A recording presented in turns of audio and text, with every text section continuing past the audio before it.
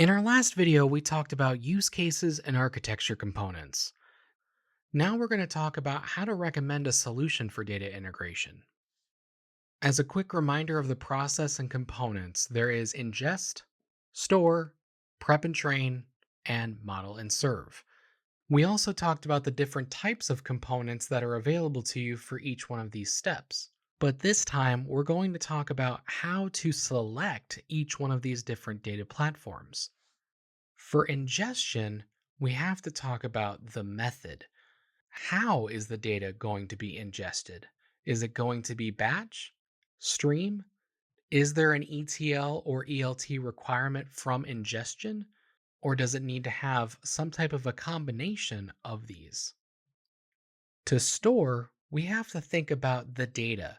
How big is it? Is it already manipulated or is it raw data? And what are the retention periods? For prep and train, the main question is what needs to be changed? Is there any metadata that we have to add, and how are we going to get useful data? Lastly, for model and serve, we have to ask how are we going to analyze this information? Is there a particular programming language that we need to use or a process that we have to follow? And who is going to be analyzing this data, and how are we going to have to present it to them? For ingestion, Data Factory is the most recommended standard. HD Insight and the Event Grid are going to be used for streaming data or event driven data. Also, if there is some form of ETL or ELT process, it's going to be Data Factory. For storing data, we have to talk about structured, semi structured, or unstructured data.